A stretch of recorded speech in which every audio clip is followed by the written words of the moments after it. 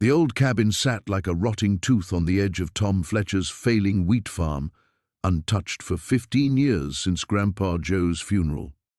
Tom had avoided it, carrying too many painful memories of the man who raised him after his parents died. But with foreclosure notices piling up and nowhere left to turn, he finally forced himself to clean it out, hoping to find something, anything worth selling. His 8-year-old daughter Emma had begged to help, and Tom couldn't say no. She was the only bright spot in his crumbling world. What he didn't know was that Emma had always been different, unnaturally good at finding things others missed, sensing secrets hidden in shadows. While Tom sorted through dusty furniture, Emma's small fingers traced the cabin walls until she found it, a loose board that revealed a hidden room. Inside were dozens of leather journals, old photographs, and a metal box that would prove Grandpa Joe wasn't the simple farmer Tom remembered. The discovery would either save their family or expose a truth that powerful people had killed to protect. But what exactly had his grandfather been hiding all those years? Before we jump back in, tell us where you're tuning in from, and if this story touches you, make sure you're subscribed because tomorrow I've saved something extra special for you. Dad, why didn't you ever want to go in Grandpa Joe's house before? Emma asked, her dark eyes, so much like her mother's, fixed on his face with that unsettling intensity she'd inherited from somewhere deeper in the family line. Just never had a reason, sweetheart. The lie came easier than the truth. How could he explain the suffocating guilt that lived in every corner of that place? How Grandpa Joe had worked himself to death trying to keep the farm afloat after Tom's father died, only to watch Tom slowly lose everything the old man had sacrificed for. The cabin's front door groaned open, releasing the stale air of abandonment. Dust particles danced in the pale sunlight streaming through grimy windows. Everything looked smaller than Tom remembered. The rough-hewn kitchen table where he'd done homework, the stone fireplace where Grandpa Joe had told stories about the old days, the narrow staircase leading to the loft where Tom had slept until he'd married Sarah. Emma immediately began exploring, her small hands touching everything with reverent curiosity. "It smells like old books and secrets," she announced, pressing her nose against a cobweb-covered windowsill. Tom started with the obvious, checking drawers for cash or valuable papers, looking through closets for anything that might fetch a few dollars at the antique shop in town. But there was nothing unusual. Work clothes that moths had claimed, a few hand tools worth maybe $20, some cracked dishes, just the detritus of an ordinary man's ordinary life. "Dad, come listen to this." Emma had positioned herself near the back wall, her ear pressed against the wooden planks, like she was listening for a heartbeat. "Emma, we don't have time for games. Help me stack these boxes." "No, really. There's something behind here. It sounds different." She rapped her knuckles against the wall, and Tom had to admit the hollow echo seemed wrong. He'd lived in this cabin for nearly 10 years. He knew every board, every nail, every corner. This wall should back up to the storage shed outside, but Emma was right. It sounded hollow, too hollow. Tom ran his hands along the planks, feeling for anything unusual. At first, nothing. Then his fingers caught on what felt like a deliberate groove near the floor. He pressed, and a section of the wall shifted inward with a soft click. "I knew it!" Emma bounced on her toes as Tom pried the hidden panel open. Behind it was a space he'd never suspected existed, a room perhaps 6 feet square, with a ceiling too low for Tom to stand upright. The air that escaped smelled different from the rest of the cabin, older, more intentional. Tom fumbled for his phone's flashlight, and the beam revealed shelves lined with leather-bound journals, dozens of them, each spine marked with dates going back to the 1940s. Below the shelves sat a heavy metal box, the kind used for important documents, and scattered across a small desk were photographs that made no sense. Grandpa Joe in a suit. Tom had never seen the old man wear anything but overalls. Grandpa Joe shaking hands with men in expensive cars. Grandpa Joe standing in front of buildings that definitely weren't in their small farming community. "Dad?" Emma's voice was small now, uncertain. Why would Grandpa Joe hide all this? Tom picked up the nearest journal with trembling hands. The handwriting was definitely his grandfather's, the same careful script that had marked seed packets and recorded weather patterns. But the words were nothing like the simple farming notes Tom expected. The first entry was dated 3 months before Tom's birth, and it began, "They think I've disappeared completely." Good. Let them think Joe Fletcher died with that train derailment. From now on, I'm just a simple farmer, and my grandson will never know the truth about what his grandfather really was. The morning mist clung to the valley as Jake's pickup truck wound its way up the overgrown dirt road toward his grandfather's cabin. Emma pressed her face against the passenger window, watching the towering pines blur past. The truck's engine wheezed with each steep turn, a sound that reminded Jake uncomfortably of the mounting bills waiting on his kitchen table back home. "Are we almost there, Dad?" Emma asked, her breath fogging the glass. "Just around this next bend," Jake replied, though he hadn't been to the cabin in nearly 15 years. The last time was when he'd graduated high school, when Samuel had given him that cryptic speech about carrying on the family legacy. Jake had been too eager to escape the mountain isolation to pay much attention then. The cabin materialized through the trees like something from a forgotten dream. Smaller than Jake remembered, with weathered log walls and a sagging front porch that spoke of decades battling mountain winters. Weeds had claimed the yard, and several shutters hung at odd angles. A stone chimney rose from the center of the structure, its mortar cracked but still solid. Jake killed the engine, and silence enveloped them immediately. No distant highway noise, no neighbor's machinery, just the whisper of wind through pine needles and Emma's excited breathing. "It's like a fairy tale house," she said, scrambling out of the truck. "A fairy tale that needs about $10,000 in repairs," Jake muttered, shouldering his tool bag. He'd brought cleaning supplies, garbage bags, and basic tools, hoping to make the place presentable enough to sell quickly. Every day the cabin sat empty was another day closer to losing the farm. The front door stuck, swollen from moisture and neglect. Jake had to put his shoulder into it before it groaned open, releasing the scent of dust, old wood, and something else, something that reminded him of his grandfather's workshop, metallic and sharp. Emma bounded past him into the main room. "Wow, look at all this stuff!" The cabin's interior was a museum of Samuel's life. Books lined every wall, their leather spines cracked with age. Maps covered most available surfaces, some contemporary, others that looked hand-drawn. A massive oak desk dominated one corner, its surface buried under papers, instruments Jake couldn't identify, and several locked metal boxes. "Don't touch anything yet, Em," Jake warned, though he felt his own curiosity stirring despite the urgency of their situation. His grandfather had always been eccentric, but this was beyond anything Jake had expected. Emma had already moved to examine a collection of old photographs pinned to one wall. "Dad, who are all these people? They're wearing really old clothes." Jake joined her, studying the black and white images. Some showed groups of men in work clothes standing beside mining equipment. Others featured individuals in formal poses, their expressions serious and somehow familiar. One photograph made him pause, a young man who looked remarkably like Jake himself, standing beside what appeared to be the cabin, though it looked newer in the image. "I don't know, sweetheart. Probably old friends of Grandpa Samuel's." But even as he said it, Jake felt a nagging certainty that there was more to these photographs than simple nostalgia. His grandfather had never been one for casual friendships or sentimental gestures. Everything Samuel did had purpose, even if that purpose wasn't immediately apparent. They spent the next 2 hours sorting through the obvious items. Jake filled garbage bag after garbage bag with newspapers dating back decades, expired food, and broken household items.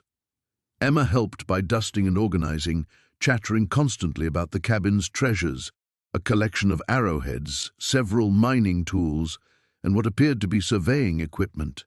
It was Emma who first noticed something unusual about the cabin's layout. "Dad, this room feels too small," she announced from near the back wall. Jake looked up from the box of his grandfather's financial records he'd been examining. The numbers told a story that didn't make sense. For a man who'd lived simply, Samuel had apparently had access to significant funds, with regular deposits from sources Jake couldn't identify. "What do you mean, too small?" Emma walked to the window and pointed outside. "I paced it off when we first got here. From the outside, this back wall should be about 6 more steps that way, but inside, the wall is right here." Jake frowned, setting down the financial papers. Emma had always been observant, but this seemed like a stretch. Still, he humored her, walking to where she stood. The back wall did seem oddly close to the window, now that she mentioned it. He ran his hands along the rough log surface, looking for anything unusual. The wood felt solid, authentic, but when he knocked on it, the sound that came back was distinctly hollow. Emma's eyes widened. "There's something behind here, isn't there?" Jake knocked again, moving along the wall. The hollow sound continued for about 8 feet, then returned to the solid thunk of logs backed by earth and stone. His grandfather's voice echoed in his memory. "Some secrets are worth keeping, boy. Others are worth finding." The morning air carried the scent of pine and decay as Marcus stood on the wraparound porch, coffee growing cold in his hands. Sarah had barely slept, tossing and turning beside him until she finally gave up and headed to the barn before dawn. The discovery in the hidden room had shattered something fundamental between them, though neither had found words for it yet. Emma bounded out the front door, her backpack bouncing against her shoulders. "Can we go back to the cabin today, Dad? I want to show Mom what we found." Marcus felt his stomach clench. "Your mother's pretty busy with the farm right now, sweetheart." "But this is important. Grandpa Great was like a spy or something. Mom would think it's cool, wouldn't she?" Before Marcus could answer, Sarah's voice cut across the yard from the barn doorway. "Emma, come help me with the chickens before school." Emma shot her father a confused look. Her parents had been acting strange since yesterday, whispering in the kitchen after she'd gone to bed, their voices tight with something she couldn't identify. She trudged toward the barn, sensing the weight of unspoken tensions. Marcus waited until Emma disappeared inside before pulling out his phone. The number for Detective Ray Holloway was still in his contacts from 3 years ago, when someone had been stealing equipment from farms in the county. Ray had grown up 2 towns over and understood the delicate balance of rural communities, the way secrets could fester for generations. "Ray, it's Marcus Webb. I need to talk to you about something, privately." An hour later, Marcus sat across from Ray in the detective's cramped office, the manila folder containing the photographs spread between them. Ray studied each image methodically, his weathered face revealing nothing. "How well did you really know your grandfather, Marcus?" "I thought I knew him completely. He raised me from age 8 when my parents died, taught me everything about farming, about being a man, never mentioned anything about this." Marcus gestured at the photographs. Ray picked up the image of the cabin with the man in the dark coat. "This one's interesting. See the license plate in the background? Partial, but enough to run through archives if these are as old as they look. What are you thinking?" "Could be nothing. Could be your grandfather was involved in something that ended decades ago." Ray leaned back in his chair. "Or it could be something that never really ended at all." The weight of that statement settled between them. Marcus thought about Emma's excitement, her innocent pride in discovering her great-grandfather's spy room. How could he explain that family legacies sometimes carried darker inheritances? "There's something else," Ray continued. "I've been getting quiet inquiries lately. Federal agencies asking about old property records in our county, specifically remote cabins and farmland from the 50s and 60s. Thought it was routine bureaucracy, but now—" Marcus felt the familiar ache in his chest that accompanied thoughts of losing the farm. How long before this becomes official? Before other people start asking questions? Depends on what we find, and depends on whether anyone else knows about that room. Just Emma and myself. And Sarah, though Marcus trailed off, realizing he wasn't entirely sure what Sarah was thinking. Her silence had been more unsettling than anger would have been. Ray gathered the photographs into a neat stack. I'm going to run these through some databases quietly, check missing persons reports from that era, see if any faces match. In the meantime, you need to secure that cabin. If there's more evidence, you don't want it disappearing." Marcus nodded, though the thought of returning to that hidden room made his skin crawl. "Ray, if my grandfather was involved in something illegal, then you deal with it when you know what it is, not before. Don't let speculation destroy what you've built." The drive home gave Marcus too much time to think. The farm spread out before him as he crested the hill, the same view that had greeted him every day for 30 years. Sarah was in the far pasture, checking fence posts with the methodical determination that had carried them through every crisis. Emma would be in school now, probably telling her friends about her great-grandfather's secret room, spinning it into an adventure story. As he pulled into the driveway, Marcus noticed a car he didn't recognize parked near the house. Dark sedan, government plates. Two men in suits stood on his front porch, one checking his watch, while the other studied the surrounding property with professional interest. Marcus's blood went cold. Ray's quiet investigation had just become irrelevant. Whatever his grandfather had been involved in, whatever secrets that hidden room contained, they were about to become everyone's business. He sat in his truck for a moment, watching the men wait for him, and wondered if Emma's discovery had just saved their farm or condemned it. The manila folder trembled in Jake's hands as he pulled out the first photograph. Black and white, slightly yellowed at the edges, it showed two men standing beside what looked like a warehouse. One was unmistakably his grandfather, younger, maybe in his 30s, wearing a fedora tilted at a cocky angle. The other man was unfamiliar, stocky, with pale eyes that seemed to stare right through the camera lens. "What is it, Daddy?" Emma asked, pressing closer to peer over his shoulder. Jake quickly shuffled to the next photo before she could see more. This one made his stomach drop. The same warehouse, but now there were wooden crates stacked high and men loading them onto trucks. The timestamp in the corner read 1952. His grandfather would have been 28 then, just a few years older than Jake was now. "Just old pictures, sweetheart. Why don't you look at some of those books while I—" But look, Emma had already moved to another box, this one filled with what appeared to be receipts and invoices. She held up a yellowed carbon copy, the purple ink barely legible. Grandpa Great was in business. Jake set the photos aside and took the paper from her small hands.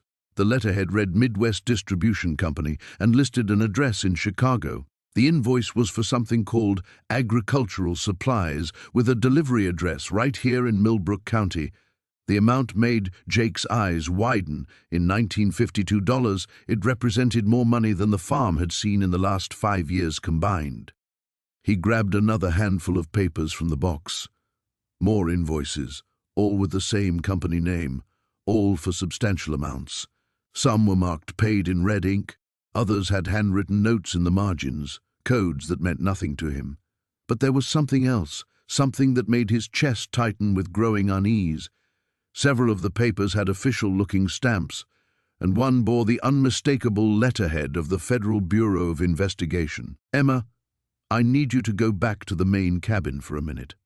"Why?" "This is the best treasure hunt ever." She was now examining what looked like a leather-bound ledger, its pages thick with his grandfather's careful handwriting.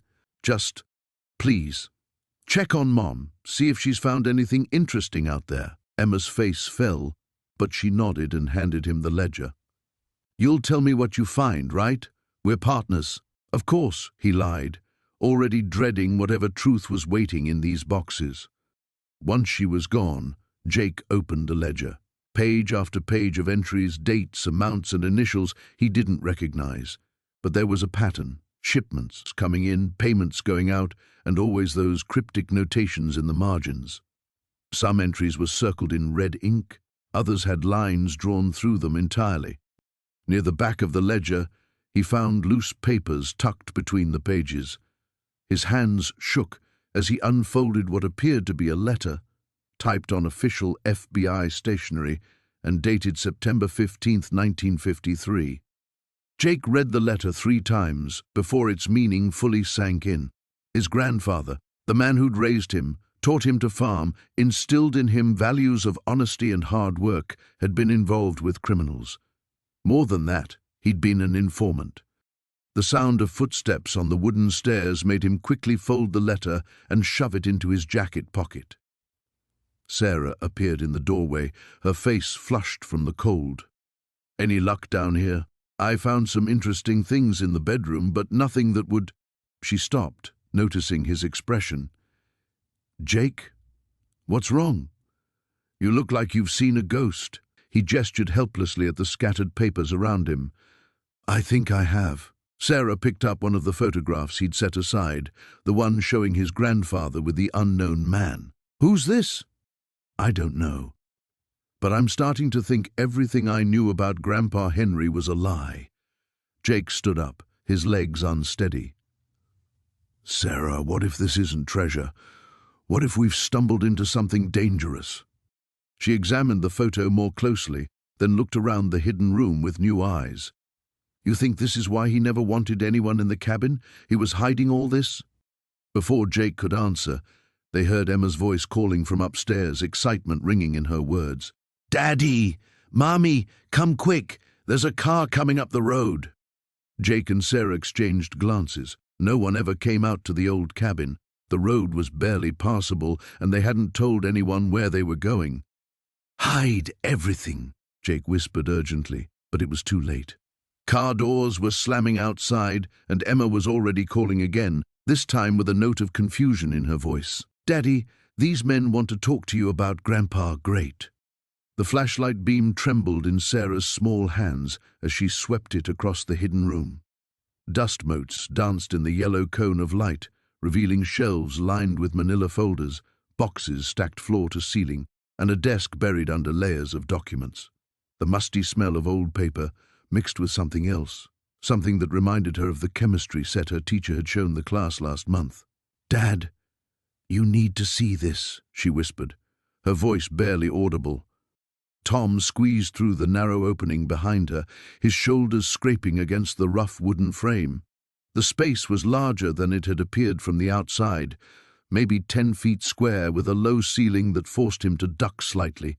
His work boots crunched on scattered papers that had fallen to the floor. "Jesus," he breathed, taking in the scope of what his grandfather had hidden away. What the hell was the old man up to? Sarah had already moved to the desk, her natural curiosity overriding any sense of caution. She picked up a leather-bound ledger, its cover worn smooth from handling. "There's writing in here, but it's all numbers and weird symbols." Tom took the ledger from her, squinting at the pages in the flashlight's glow. Column after column of figures filled the lines, interspersed with what looked like chemical formulas. Dates stretched back decades, some entries from before Tom was even born. At the top of each page, a single word was written in his grandfather's careful script: product. "Stay close to me," Tom said, his unease growing. He moved to one of the shelves, pulling down a thick folder. Inside were photographs, dozens of them. Men in expensive suits standing next to trucks, handshakes in front of what looked like warehouses. His grandfather featured prominently in many of the images, looking younger but wearing the same serious expression Tom remembered from his childhood. Sarah had wandered to the far corner where several wooden crates sat stacked against the wall. "Dad, these boxes have numbers on them that match the book." Tom joined her, noting the careful numbering system painted on each crate's side. He pried open the nearest one with his pocket knife. Inside, nestled in old newspaper, were glass bottles filled with clear liquid. Each bottle bore a handwritten label with a date and batch number. The chemical smell grew stronger as he lifted one of the bottles. The liquid inside was crystal clear, almost like water, but it moved differently when he tilted the container, thicker, more viscous. A chill ran down his spine as understanding began to dawn. "Sarah, don't touch anything else," he said sharply.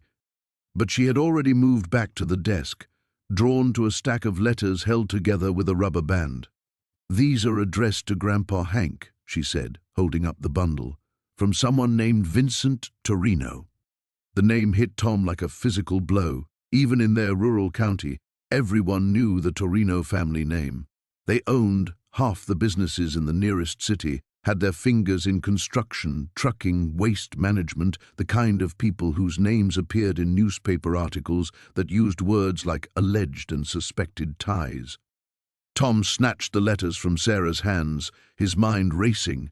The first envelope was postmarked 15 years ago. Inside, the letter was brief and businesslike. Hank, shipment received in excellent condition. Quality remains outstanding.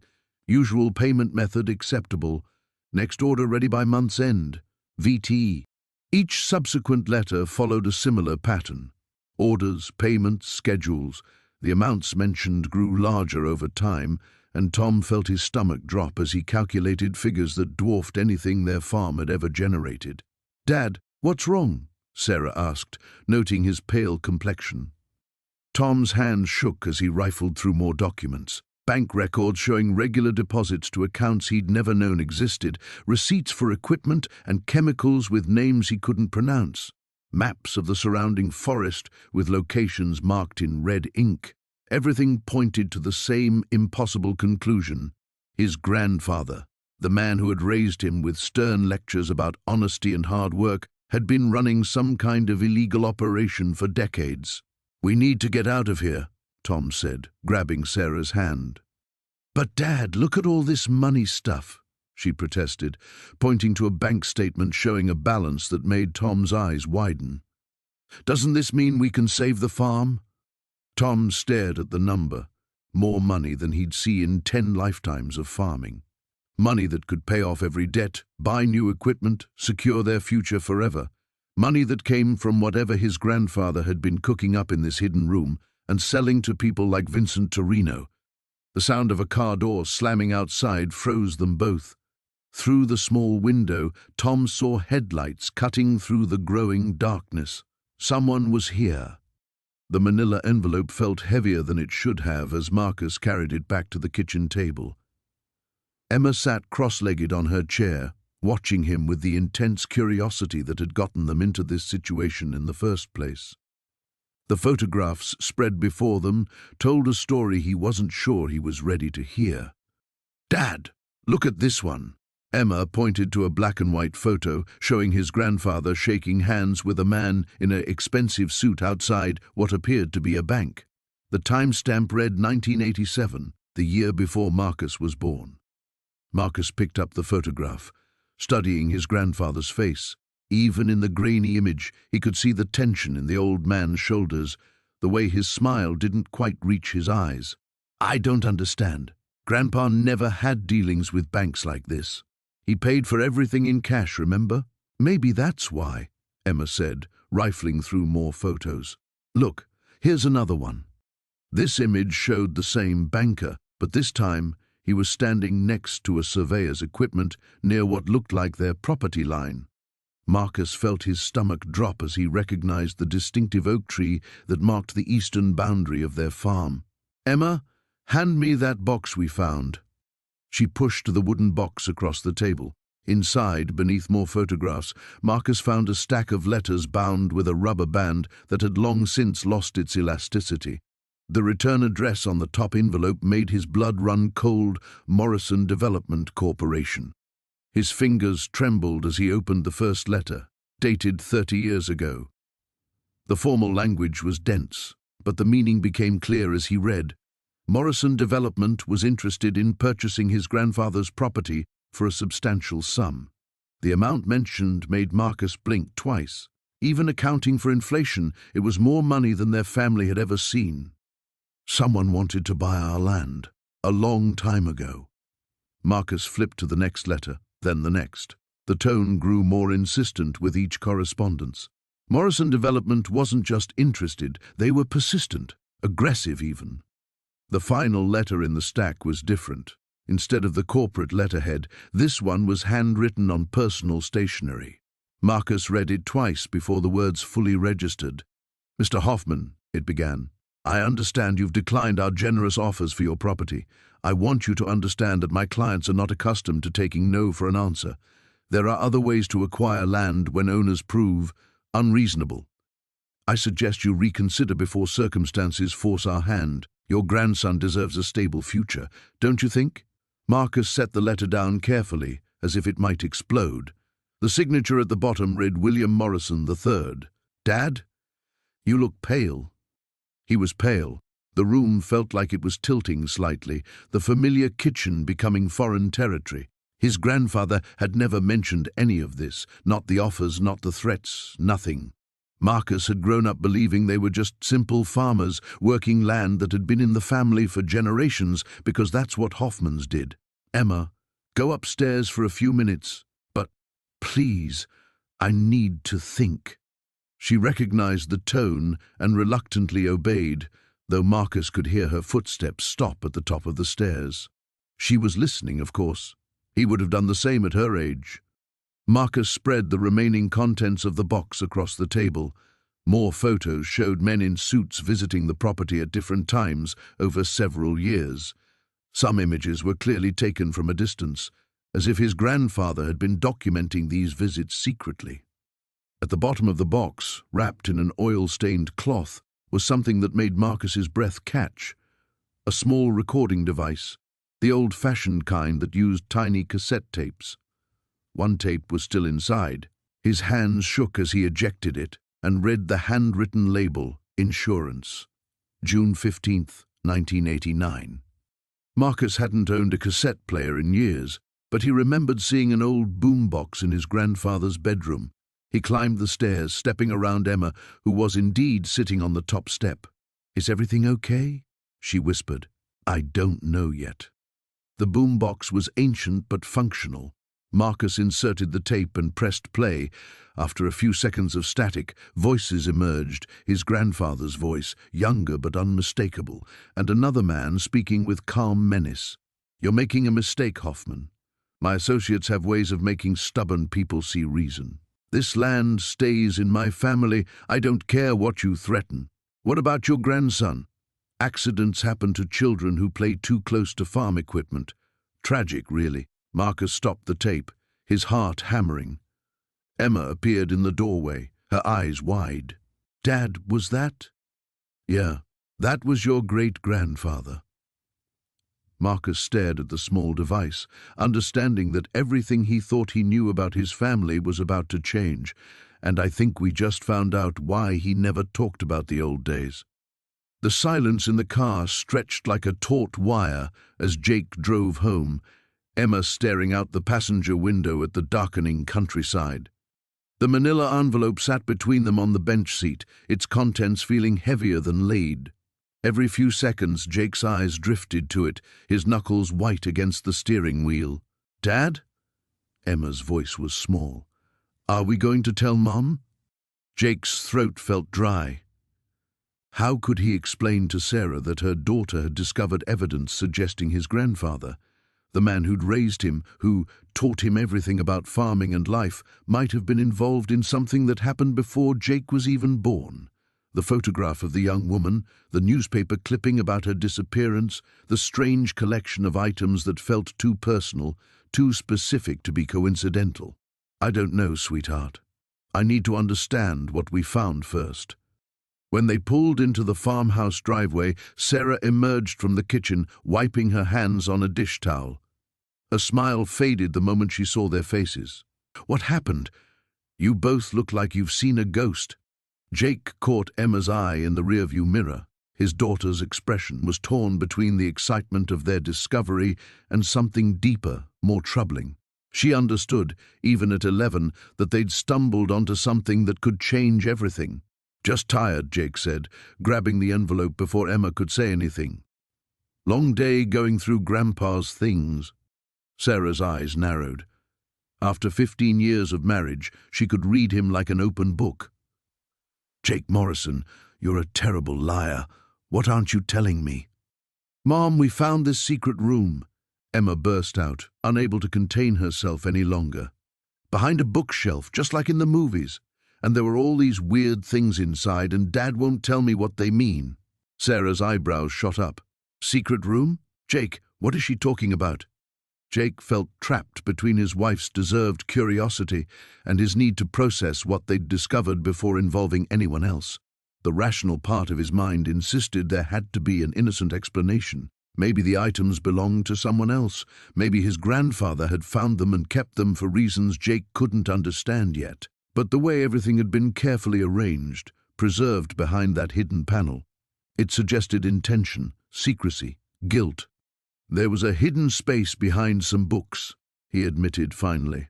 Emma found it by accident. There were some old photographs and papers inside, nothing earth-shattering, but he trailed off, unwilling to voice his fears in front of his daughter.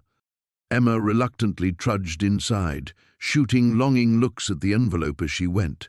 Once she was out of earshot, Sarah crossed her arms. "All right, what did you really find?" Jake hesitated, then pulled out the newspaper clipping.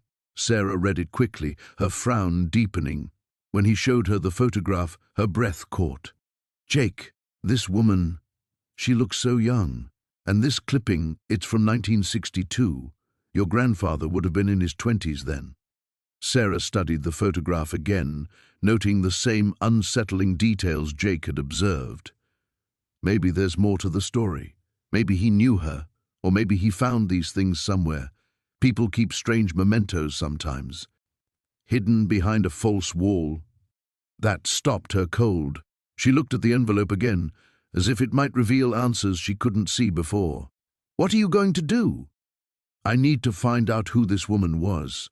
The clipping mentions her name, Linda Hartley. If she disappeared and was never found—" He shook his head. "I have to know the truth, Sarah. If my grandfather was involved in something terrible, and someone finds out we discovered evidence and didn't report it, you think there are more people looking into this?" "I don't know. But that cabin's been sitting empty for 3 years. If anyone else knows about that hidden room—" Jake felt a chill run down his spine. Emma just walked right in there and started exploring. "What if someone else has been watching the place?" Sarah's face paled. "You think we're in danger?" Jake looked toward the house, where warm light spilled from the kitchen windows, and he could see Emma's silhouette moving around inside their safe, familiar home. Everything they'd built, everything they were fighting to save with the farm, suddenly felt fragile. "I think we're in something we don't understand yet." The manila folders were organized with meticulous care, each one labeled in his grandfather's careful handwriting. Marcus pulled the first one from the stack, his hands trembling slightly as he opened it. Inside were photographs, black and white, some color faded with age. The first showed a much younger version of his grandfather, standing next to a man Marcus didn't recognize, both wearing what looked like military fatigues. "Dad, look at this one," Emma whispered, pointing to a photograph that had slipped from another folder. It showed Grandpa Joe shaking hands with a man in an expensive suit outside what appeared to be a government building. Marcus studied the image more carefully. His grandfather looked uncomfortable, almost nervous. The timestamp in the corner read 1987, 3 years before Marcus was born. He'd always been told his grandfather was a simple farmer who'd inherited the land from his own father. These photographs suggested something entirely different. Sarah picked up a leather-bound journal from the desk and opened it carefully. "This is dated 1985, she said, scanning the first page. "Listen to this. The operation in El Salvador was compromised from the start. Henderson suspects someone leaked the information, but I know it wasn't from our end. The company is getting sloppy, and good men are dying because of it." "The company?" Marcus asked, though a cold realization was already forming in his mind. "CIA," Sarah said quietly. "Your grandfather was involved with the CIA."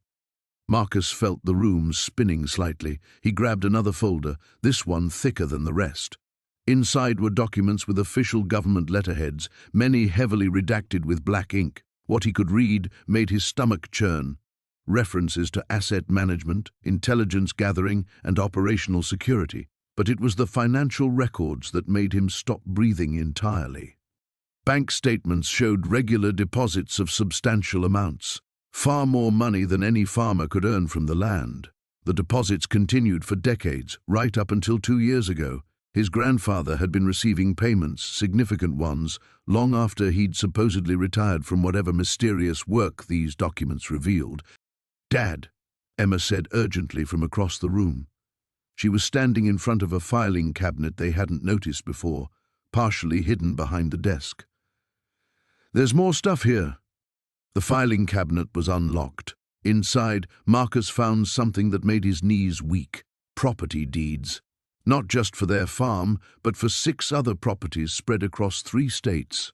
Properties that, according to these documents, his grandfather had owned free and clear. "We're not broke," he whispered, staring at the papers. "We're not even close to broke."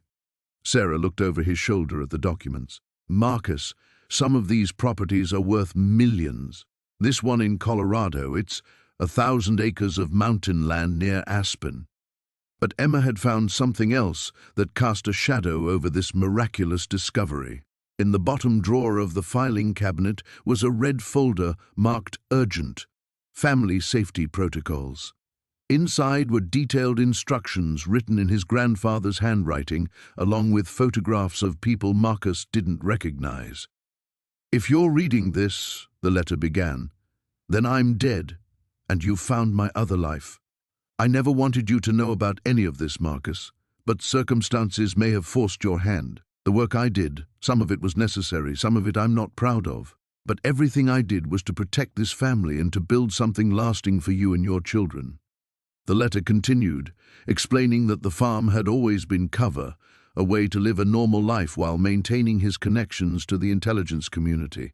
The payments had continued because he'd provided occasional consulting services, and because he'd kept certain secrets that powerful people preferred remain buried. "There are people who might come looking for information I've kept," the letter warned.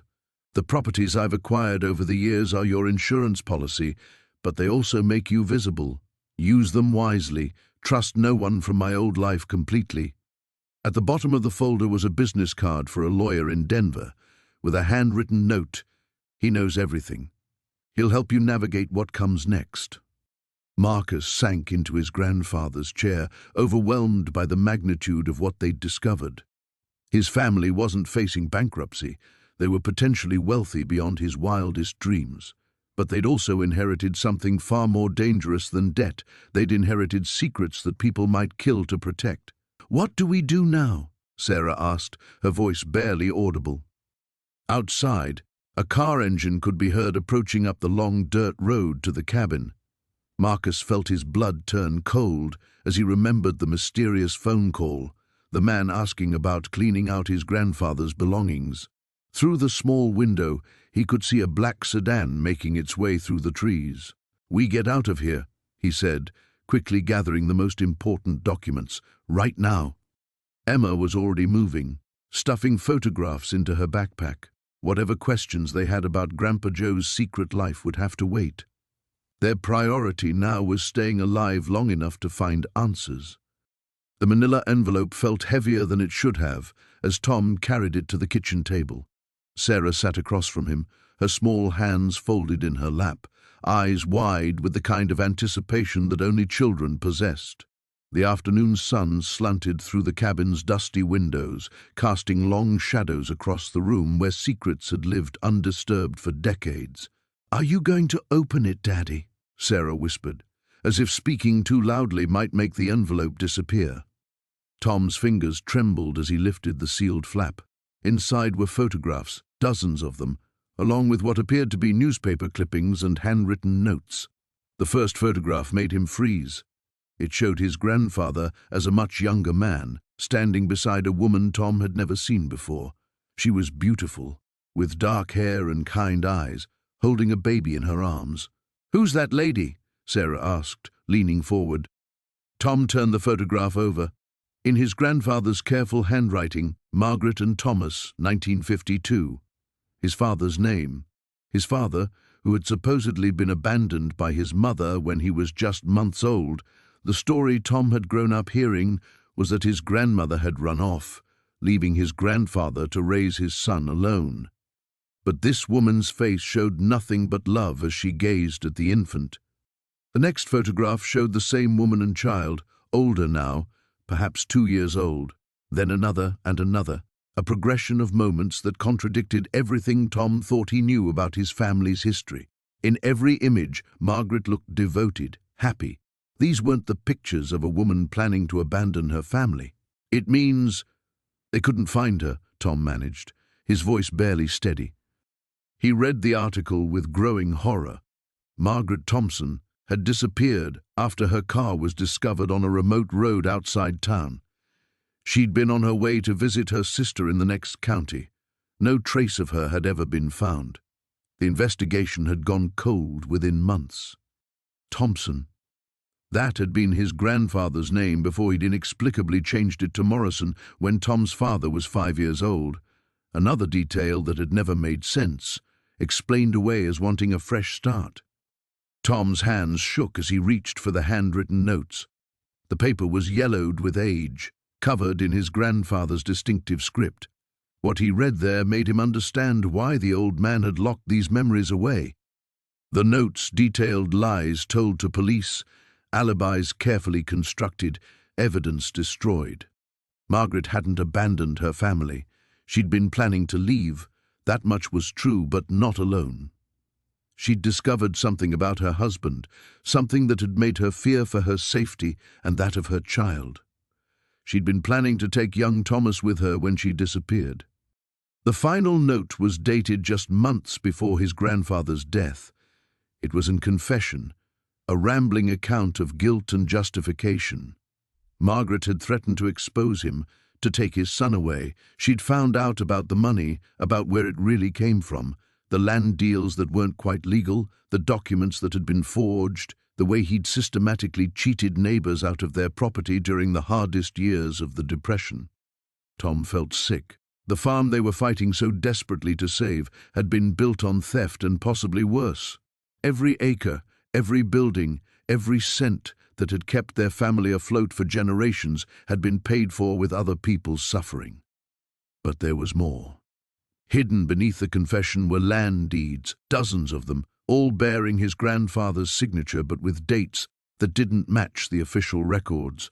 Properties that had been bought for far less than their worth from families facing foreclosure, sales that had been rushed through before owners could find alternatives. "Daddy, you're scaring me," Sarah whispered, and Tom realized he'd been reading aloud without meaning to. He looked down at his daughter, so innocent, so trusting, sitting surrounded by the evidence of what their family really was. The money that might save their farm was blood money, built on lies and fraud and quite possibly murder. The irony wasn't lost on him.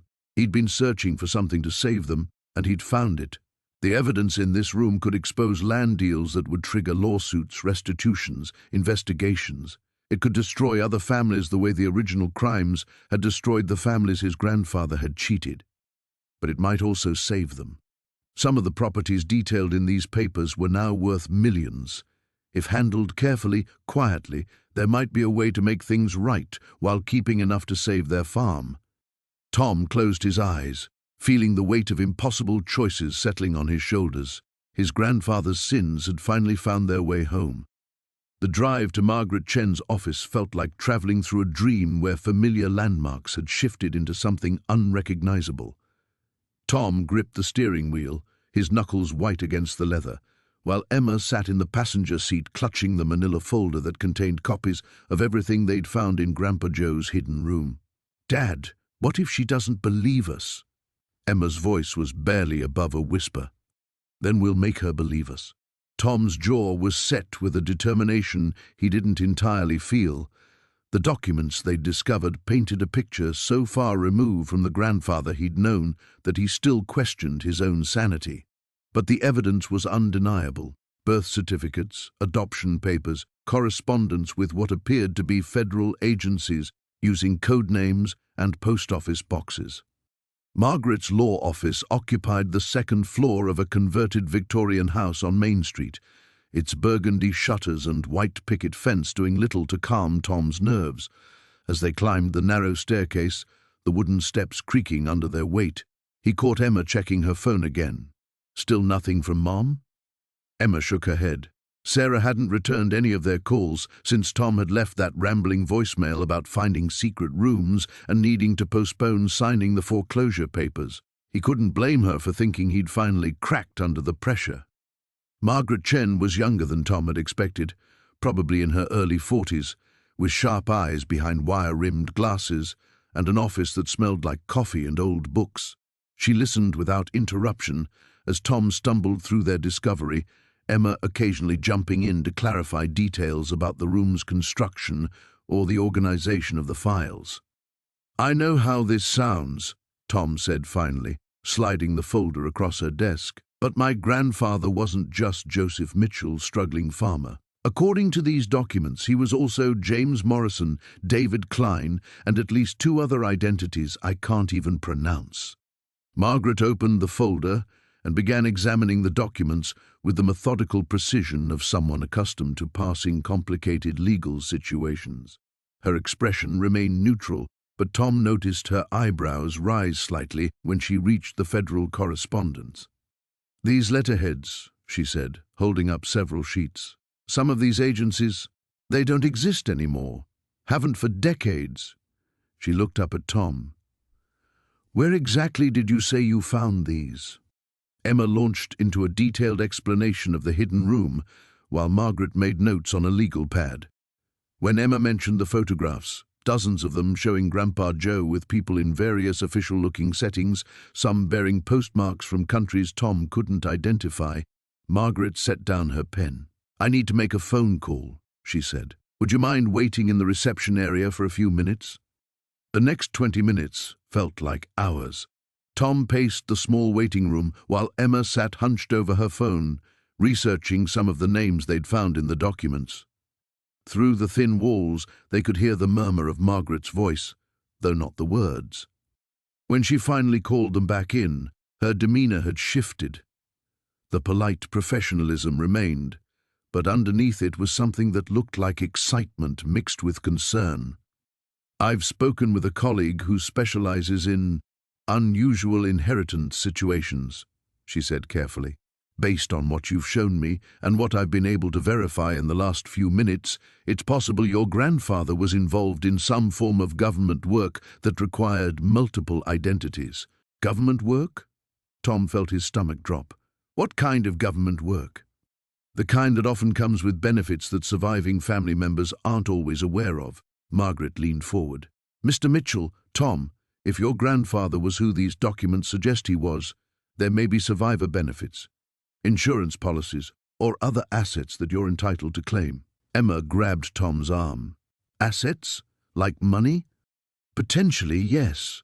But there's something else you need to understand." Margaret's expression grew serious. "If your grandfather was involved in classified work, there are procedures for handling these situations, people who need to be notified.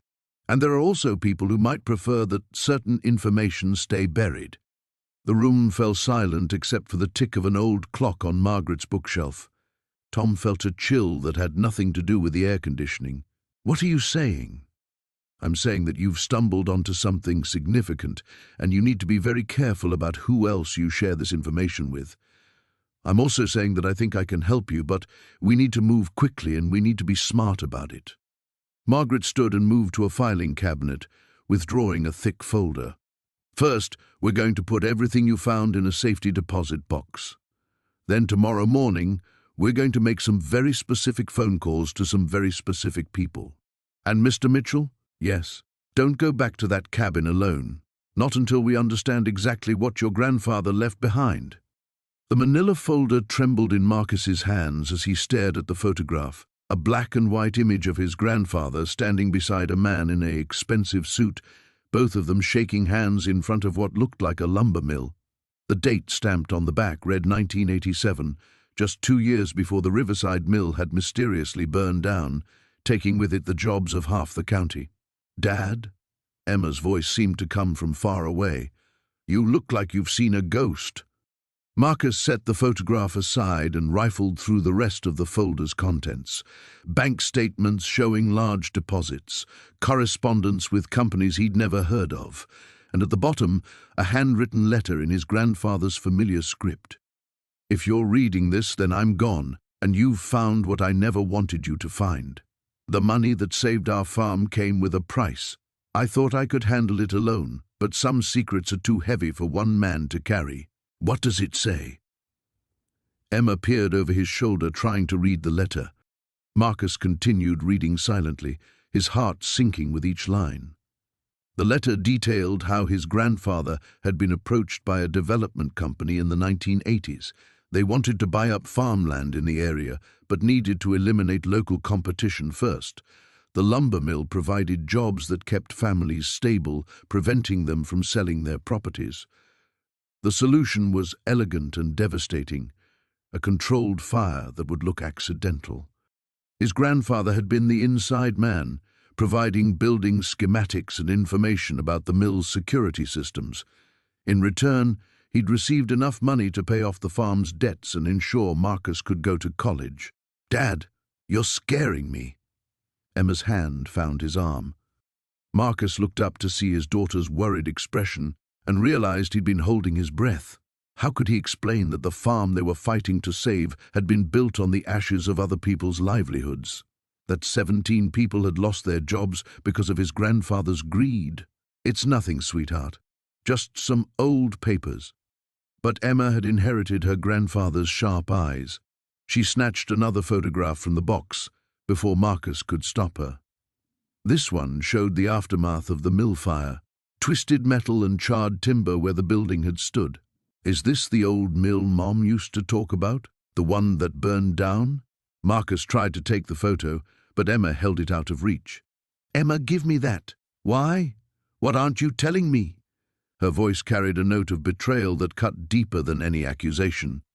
Before Marcus could answer, the sound of tires on gravel announced another visitor.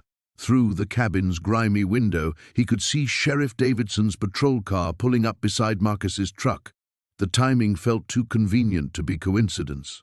"Marcus, heard you've been spending a lot of time up here lately." "Just cleaning out Grandpa's things like I said I would." Davidson nodded, but his attention was focused on the cabin. "Find anything interesting?" The question felt loaded with meaning.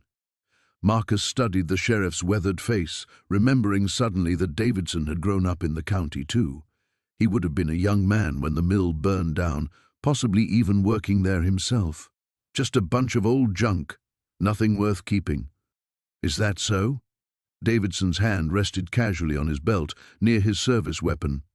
"Because I got a call from someone who saw lights up here at odd hours, made them curious about what you might be up to." Emma appeared in the doorway behind Marcus, still clutching the photograph. Her sudden movement caught Davidson's attention, and his eyes narrowed as he focused on what she was holding. "What's that you got there, young lady?" "Nothing," Emma said quickly, but it was too late. Davidson had already recognized the image. The sheriff's casual demeanor evaporated. His hand moved to his weapon, though he didn't draw it. "I think you both need to come with me. We need to have a conversation downtown." "On what charges?" Marcus stepped protectively in front of Emma. "How about we start with obstruction of justice and see where it goes from there?" Davidson's voice had turned cold. "Your grandfather wasn't the only one with secrets, Marcus. Some of us have been waiting a long time for someone to come poking around up here." Marcus felt Emma press against his back, and he realized they were trapped. The evidence they'd discovered wasn't just incriminating to his grandfather.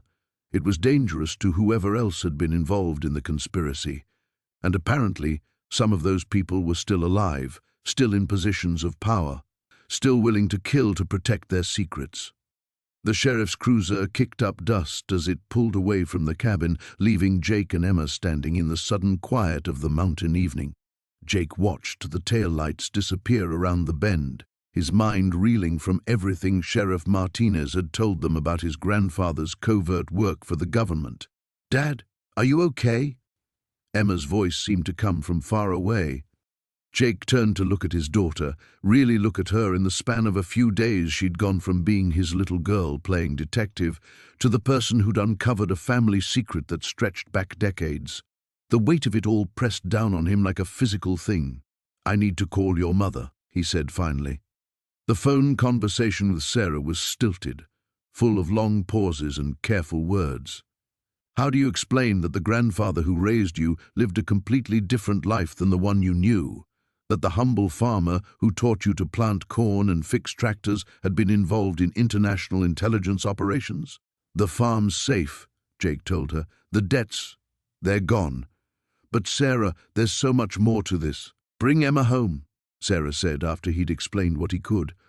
We need to talk about this as a family. After hanging up, Jake found Emma in the hidden room, carefully examining the photographs on the wall. She'd been quiet since the sheriff left, processing everything in that methodical way of hers. Dad, I've been thinking about what the sheriff said, about Grandpa keeping secrets to protect us.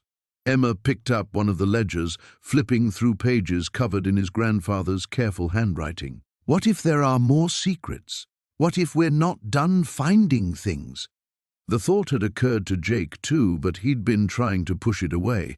Part of him wanted to pack up the car, drive home, and pretend this room didn't exist. But Emma was right. They couldn't unknow what they now knew. There's something else, Emma said quietly.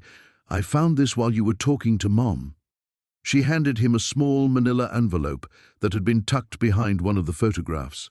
His name was written on it in his grandfather's handwriting, but underneath, in smaller letters, it said, "If anything happens to me." Jake's hands shook slightly as he opened it. Inside was a single sheet of paper and a small brass key. The letter was brief, Jake. If you're reading this, then the past has finally caught up with me. The key opens a safety deposit box at First National Bank in town, box 247.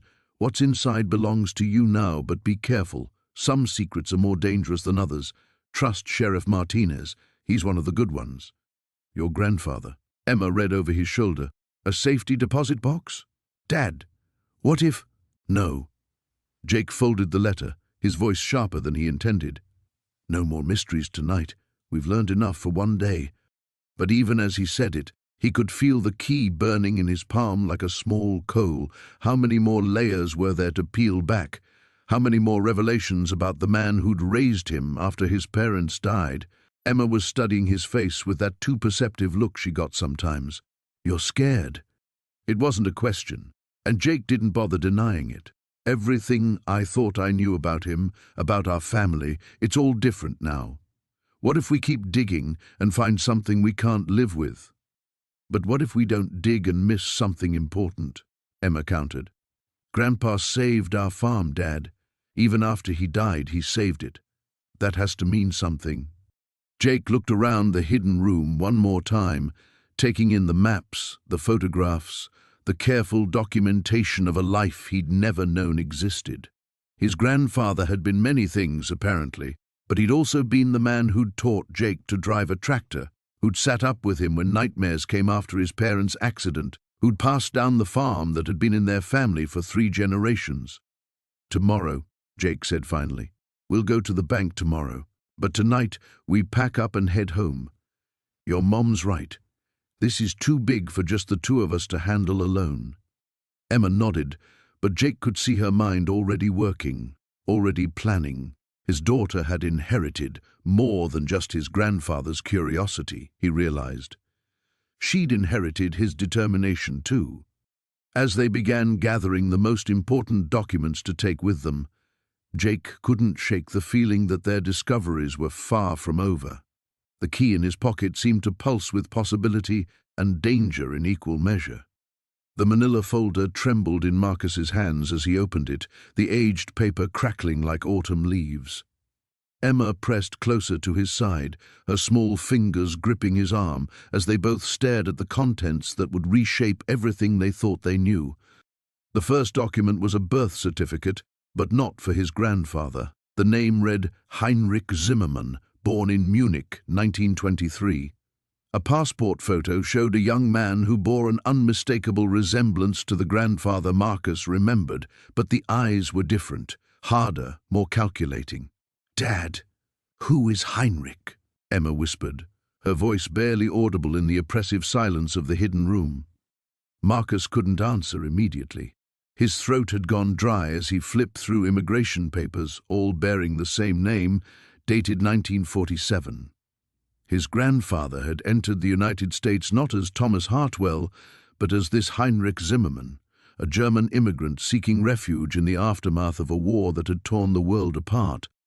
The next document made his blood run cold. It was a list, handwritten in meticulous German script, with names, dates, and what appeared to be monetary amounts. Some names were crossed out in red ink. At the bottom of the page, a signature, H. Zimmermann, followed by what looked like an official Nazi Party seal. Emma tugged at his sleeve. "Dad, you're scaring me. What does it say?" Marcus quickly closed the folder, his mind reeling. The man who had raised him, who had taught him to fish in the creek behind their house, who had told him stories about American values and hard work, had been living a lie. Worse than a lie, he had been running from a past that could have destroyed not just him but anyone connected to him. Emma nodded solemnly, understanding that this discovery was bigger than anything they had prepared for. She moved to another filing cabinet while Marcus continued examining the contents of the first folder. Beneath the Nazi documentation, he found forged papers, a complete identity transformation.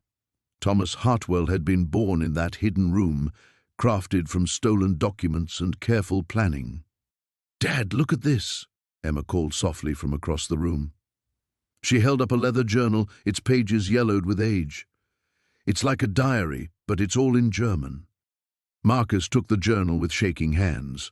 Even without being able to read the language fluently, he could make out dates, names, and what appeared to be detailed accounts of activities during the war years. His grandfather had documented everything: meetings, transactions, decisions that had affected countless lives. As he flipped through the pages, a loose photograph fell to the floor. Emma picked it up, and they both stared at the image of his grandfather in a Nazi uniform, standing beside other officers in front of what looked like a concentration camp gate. The silence stretched between them, heavy with the weight of terrible understanding. Marcus felt as though the ground beneath his feet had disappeared, leaving him suspended over an abyss of betrayal and horror. "Was Grandpa a bad man?" Emma asked, her voice small and uncertain. Marcus pulled her close, struggling to find words that could possibly explain the inexplicable. How could he tell his daughter that the man she had heard stories about, the man whose legacy had shaped their family's identity, had been part of one of history's greatest evils? "I don't know, sweetheart," he said honestly. "People are complicated. Sometimes they do terrible things, and sometimes they spend the rest of their lives trying to make up for them." Emma nodded, accepting his answer with the resilience that children often display in the face of adult complexities. She continued exploring the room while Marcus grappled with the implications of their discovery. Near the back of the journal, the writing changed. The German text gave way to English, written in the familiar handwriting he remembered from birthday cards and letters. The entries spoke of guilt, of sleepless nights, of money sent anonymously to Holocaust survivor organizations. His grandfather had spent decades trying to atone for his past, living in exile from his own identity. The final entry, dated just months before his grandfather's death, contained an address and a key taped to the page. Below it, a single line for Marcus, "If he's brave enough to finish what I started." Marcus stared at the address, recognizing it as a bank in the nearest city. The key was small, brass, the kind used for safety deposit boxes. Whatever his grandfather had been hiding, whatever truth lay at the heart of this devastating revelation, it was waiting for them in that bank. Emma appeared at his side again, holding another folder. This one contained maps, property deeds, and what appeared to be geological surveys of their family land. "Dad," she said quietly, "I think Grandpa found something valuable under our farm." The sheriff's cruiser disappeared down the dirt road, leaving behind only dust and silence. Marcus stood in the doorway of his grandfather's cabin, watching until the taillights vanished completely. Deputy Chen had been polite but firm. The investigation would take time, and the property was temporarily off-limits while they processed what Sarah had discovered in that hidden room. Sarah sat on the porch steps, her knees drawn up to her chest. She hadn't spoken much since the deputies finished their preliminary sweep, emerging from the cabin with evidence bags and grim expressions. Marcus could see the weight of it all pressing down on his daughter's small shoulders, and it broke his heart. "Dad!" Sarah's voice was barely above a whisper. "Are we in trouble?" Marcus settled beside her on the weathered boards, careful not to crowd her space. "No, sweetheart. We did the right thing by calling the police. But what about the farm? What about Mom's treatments?" Her voice cracked on the last word, and Marcus felt his own composure threatening to shatter. He'd been wondering the same thing. The evidence Sarah found, those photographs, documents, and what appeared to be stolen artifacts, painted his grandfather as someone entirely different from the man who'd raised him. If Eli Hammond had been involved in something criminal, any money or assets tied to those activities could be seized by the authorities. The farm, the land, everything Marcus had hoped might save them could slip away. "We'll figure it out," he said, though the words felt hollow. "Whatever happens, we'll get through this together." Sarah nodded, but tears glistened in her eyes. She pulled something from her pocket, a small leather-bound journal Marcus hadn't seen before. "I found this too. I didn't show the deputies yet." Marcus felt a chill run down his spine. "Sarah, you can't hide evidence. We have to—" With trembling hands, Marcus took the journal. The leather was soft with age, and when he opened it, he immediately recognized his grandfather's careful handwriting. The first entry was dated 30 years ago, just months before his own father's death. "Michael came to see me today. He knows about the collection, knows what I've been doing. He threatened to go to the authorities unless I stopped. I tried to explain that the money from selling these pieces was for the family, for the farm, but he wouldn't listen.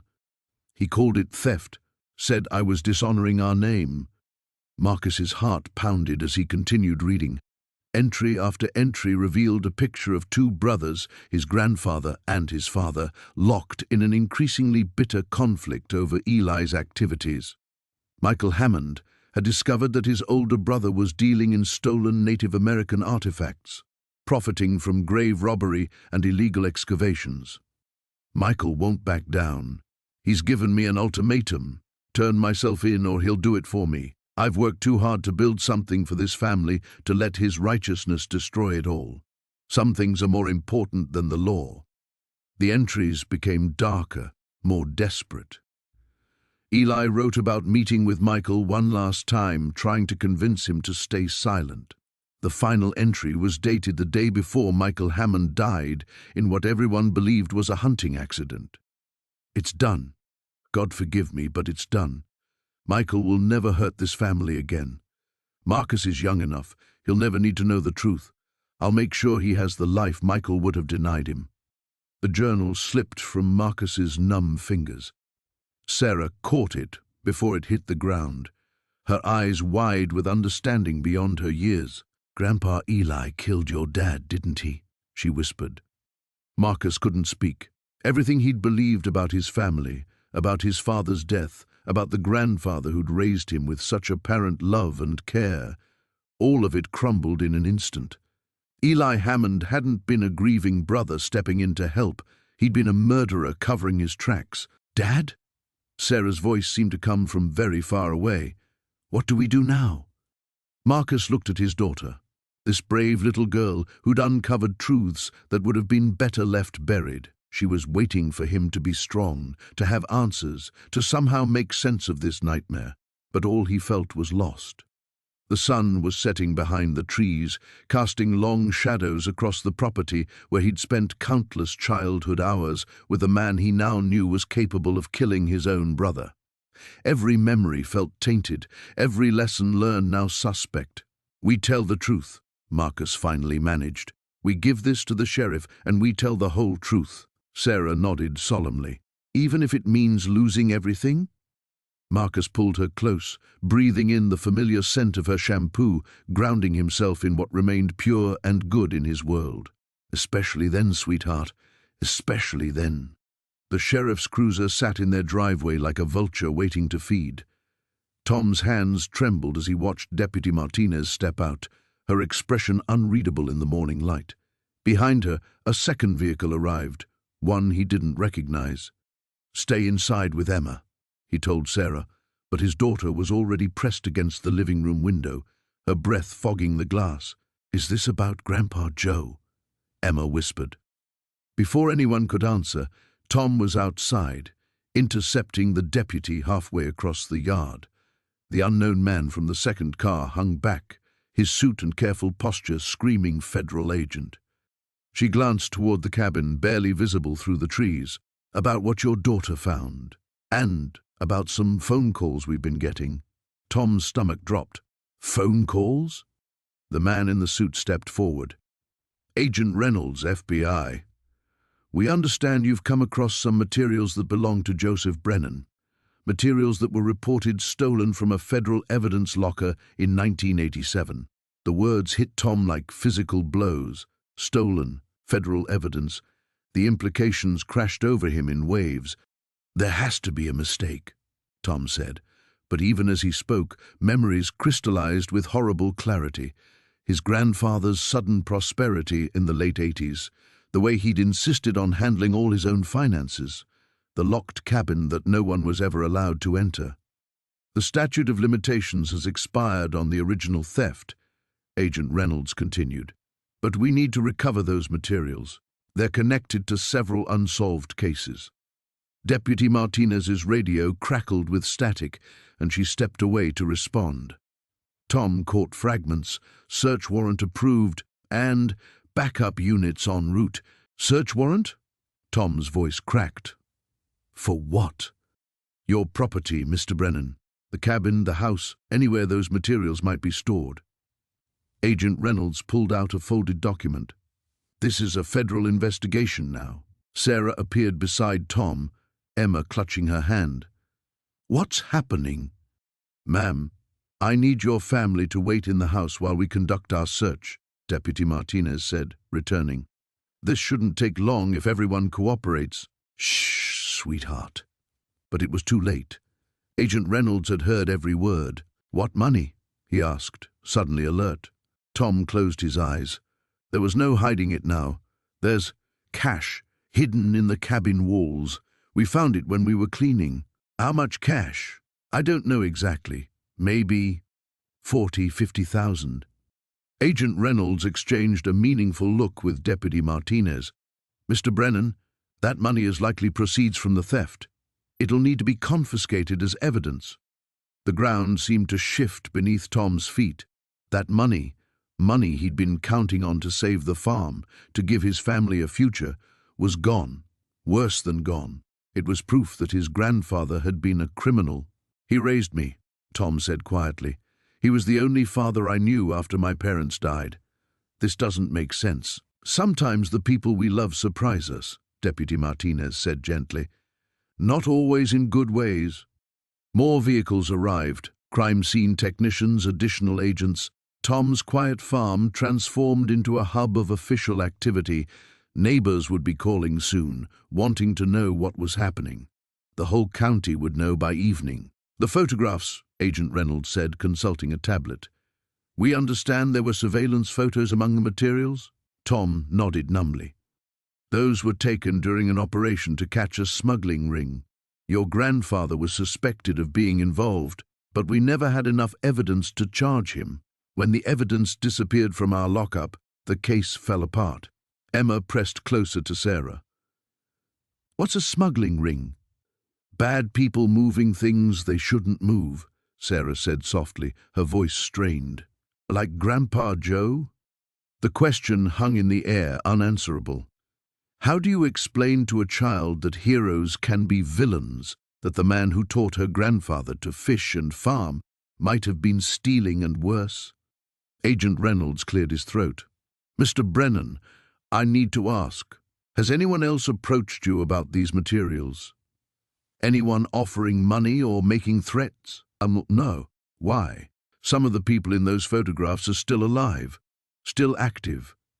If word gets out about what was found—" He didn't finish the sentence, but the implication was clear.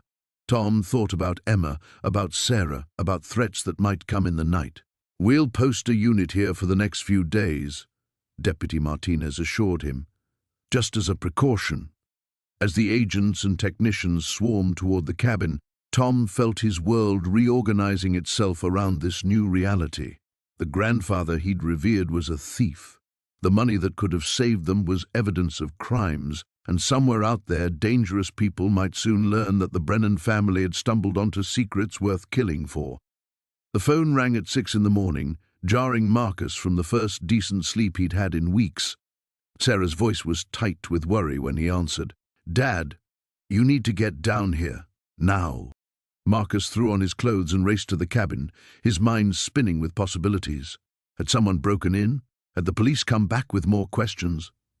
When he arrived, he found Sarah standing in the hidden room, her face pale, holding a manila envelope he'd never seen before. Marcus took the envelope with trembling hands. His grandfather's handwriting across the front read, "For Marcus, only if the worst happens." Inside, he found a letter dated just 2 months before his grandfather's death, along with a small key and an address in town. The letter began with words that made Marcus's chest tighten. "If you're reading this, then they've come for the farm, and you've found my insurance policy. I'm sorry, boy. Sorry for the secrets, sorry for the burden I'm about to place on you, and sorry for what you're about to learn about the man who raised you." Marcus sank into the chair, Sarah reading over his shoulder as he continued. "Everything in that room tells only half the story. Yes, I helped those people disappear from Blackwater Industries. Yes, I falsified documents and created new identities. But what I never told anyone, not the FBI, not your grandmother, not even myself for many years, was why I really did it. Richard Blackwater was my brother." The words hit Marcus like a physical blow. Sarah gasped beside him. "Not by blood, but by choice. We grew up together in the state home after our parents died. Different last names, but we were family. When he started that company, I was supposed to be his partner. Instead, I discovered what he was really doing to those workers. The illegal experiments, the deliberate poisoning, the cover-ups. When I confronted him, he tried to have me killed. The brake failure that killed your grandmother's first husband, that was meant for me. An innocent man died because I knew too much. That's when I realized I couldn't just walk away. I had to fight back the only way I knew how, by helping his victims disappear before he could silence them permanently. The key opens safety deposit box 247 at First National. Inside, you'll find the original Blackwater Industries contracts, the real medical reports, and most importantly, recorded confessions from 3 company executives, including Richard himself. I've been blackmailing them for 25 years, keeping them from coming after our family while making sure the victim families had enough money to survive. But now I'm dying, and they'll move fast once I'm gone. Use what's in that box, Marcus. Expose them all. The statute of limitations has run out on most of the criminal charges, but the civil cases, those families deserve justice, and you deserve to keep your farm." Marcus's hands shook as he reached the final paragraph. "I know this changes everything about how you see me. I'm not the simple farmer you thought I was. I'm a man who's carried blood on his hands for decades, even if it was spilled in service of something I believed was right. The choice now is yours. Use this information and accept the consequences of my choices, or destroy it all and try to move forward with a clean slate. Either way, know that I loved you and Sarah more than my own life. You are the best thing I ever helped create in this world." The room fell silent except for Sarah's quiet tears. Marcus stared at the key in his palm, this tiny piece of metal that represented 25 years of secrets and the power to change everything. "He was blackmailing them," Sarah whispered. "Grandpa was blackmailing Blackwater Industries to protect us." Marcus nodded slowly, his mind reeling. Everything he'd believed about his grandfather, about their simple farming life, about their family's place in the world, it was all built on a foundation of carefully orchestrated lies and moral compromise. "What do we do now?" Sarah asked. Marcus looked around the hidden room with new eyes. It wasn't just a storage space for evidence. It was a command center, a place where his grandfather had waged a secret war for a quarter century.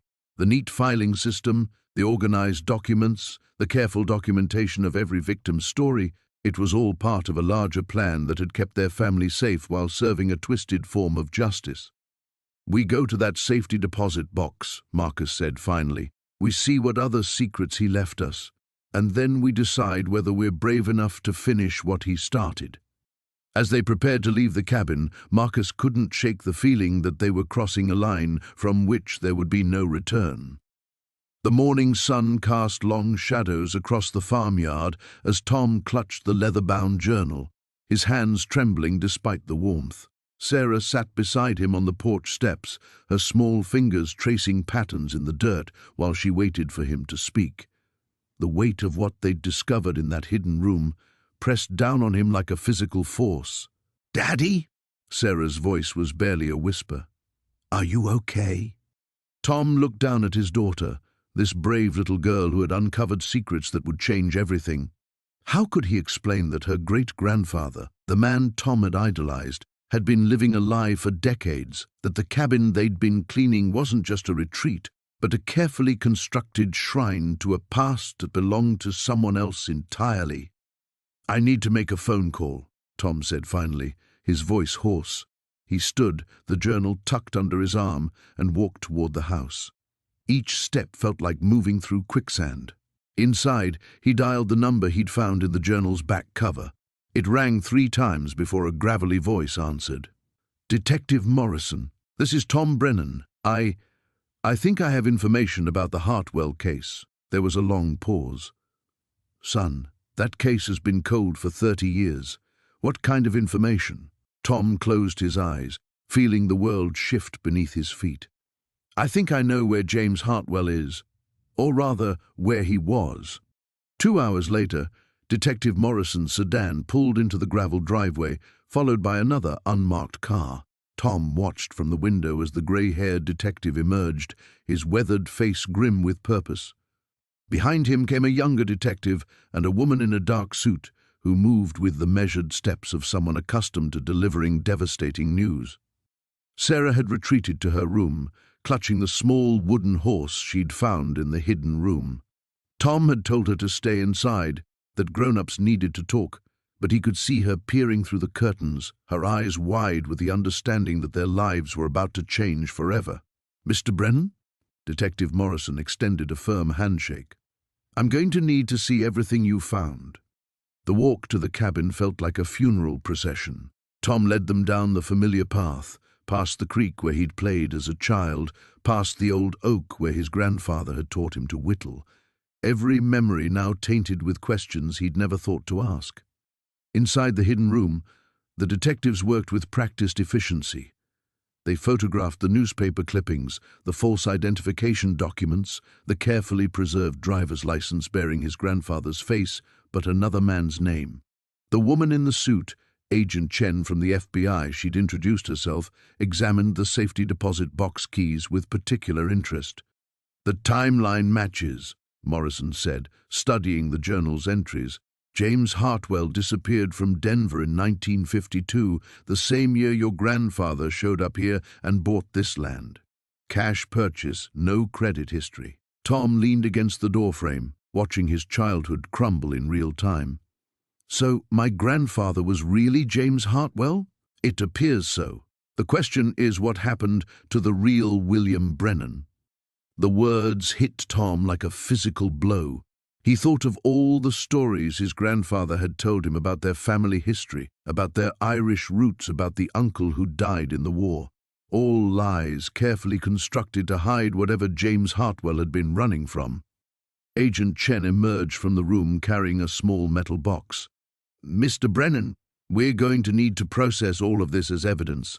The safety deposit boxes will need to be opened, and we'll need DNA samples to confirm the identification." "What about the money?" Tom asked quietly.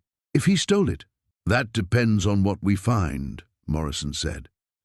"But I'll be honest with you, restitution could be required." Tom nodded, understanding flooding through him. The farm, everything his family had built, might have been purchased with stolen money. The very foundation of his life was potentially built on someone else's suffering. As they prepared to leave, Sarah appeared in the cabin doorway, still clutching the wooden horse. She looked at the detectives with the solemn gravity that only children facing adult realities could manage. "Will we lose the farm?" she asked simply. Agent Chen knelt down to Sarah's level, her expression softening. "We don't know yet, sweetheart, but whatever happens, we'll make sure it's fair." That evening, after the law enforcement caravan had disappeared down the gravel road, Tom and Sarah sat on the porch, watching the sunset paint the sky in shades of amber and rose. The farm stretched out before them, golden wheat swaying in the evening breeze, the same view that had comforted generations of his family. Except they weren't his family, not really. "Daddy?" Sarah's voice was small in the gathering dusk. "Yeah, baby. Whatever happens, we'll figure it out together, right?" Tom pulled his daughter close, breathing in the scent of her hair, drawing strength from her unwavering faith. Tomorrow would bring answers, consequences, and possibly the end of everything they'd known. But tonight, they were still father and daughter, still fighting for their future. Together, he promised. The morning sun cast long shadows across the farmland as Tom watched the last of the FBI vehicles disappear down the dirt road. 3 weeks had passed since they'd discovered the hidden room, 3 weeks of questions, investigations, and revelations that had turned his world upside down. Now, finally, there was silence. Sarah sat on the porch steps beside him, her legs swinging as she sketched in the notebook that had become her constant companion. She'd grown quieter since that day, more thoughtful, as if the weight of what they'd uncovered had aged her beyond her 12 years. "Dad," she said without looking up from her drawing, "do you think Grandpa knew we'd find it someday?" Tom considered the question that had haunted him for weeks. The hidden room hadn't just contained evidence of his grandfather's double life as an FBI informant. It had held carefully organized files, photographs, and documents that painted a picture of a man who'd spent decades walking a tightrope between loyalty and justice. The mob connections that had terrified Tom initially had been part of an elaborate operation to expose corruption that reached into the highest levels of local government.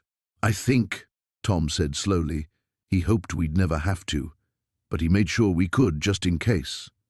The irony wasn't lost on him. The very secrets he'd feared would destroy them had ultimately saved the farm.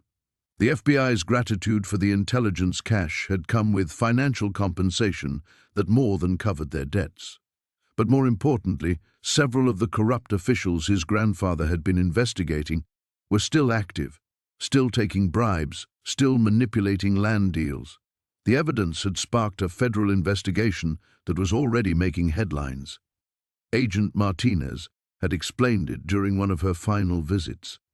"Your grandfather was recruited in 1978 after his brother, your great-uncle Frank, was murdered for refusing to sell his land to developers with mob connections. Joseph agreed to help us build cases against the network, but it took years. He was patient, methodical. He documented everything." Tom remembered his grandfather's obsessive record-keeping, how he'd seemed to know everyone in 3 counties, how people had always come to him for advice. Now it all made sense. Joseph Brennan hadn't just been a respected farmer, he'd been gathering intelligence, protecting his community in ways no one could have imagined. Sarah held up her sketch. It was the cabin, but not as they'd first seen it. She'd drawn it as it looked now, after Tom had decided to restore it rather than tear it down. The hidden room would remain, but as a memorial rather than a secret. The local historical society had already expressed interest in preserving Joseph's story as part of the county's heritage. "I was thinking," Sarah continued, "maybe we could plant Grandpa's garden again, behind the cabin where it used to be." Tom smiled, remembering the old vegetable garden that had been reclaimed by weeds years ago. "I think he'd like that." The sound of tires on gravel drew their attention. Tom's sister Ellen emerged from her car carrying a large manila envelope. She'd driven up from the city every weekend since the story broke, helping them sort through the aftermath and reconnect as a family. "More documents from the lawyers," she announced, climbing the porch steps. "The land dispute with Hartman Development is officially settled. Turns out several of their permits were obtained through the bribery network Grandpa documented. The whole deal's been invalidated." Tom shook his head in amazement. Even in death, his grandfather was still protecting the farm. Ellen settled into the old rocking chair that had been Joseph's favorite. "There's something else," she said, her voice gentler now. "I've been thinking about Mom and Dad, about why they never told us any of this. Agent Martinez thinks Grandpa kept them in the dark to protect them." "Plausible deniability," Tom murmured. "If they didn't know, they couldn't accidentally reveal anything. Or be targeted," Ellen added grimly. They sat in comfortable silence, watching the fields stretch toward the horizon.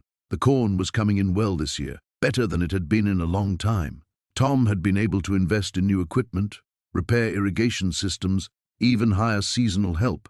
For the first time in years, he wasn't worried about making it through the winter. Sarah closed her notebook and stood up. "I'm going to start on that garden," she announced. "Want to help?" As they walked toward the cabin together, Tom felt something he hadn't experienced in years: peace. Not because the secrets were gone, he was beginning to understand that every family had them, but because they'd faced the truth together and found something beautiful hidden within it. The late afternoon sun painted the cabin walls gold, and Tom could almost see his grandfather standing in the doorway, nodding his approval. Some legacies, he realized, were worth the weight of their secrets.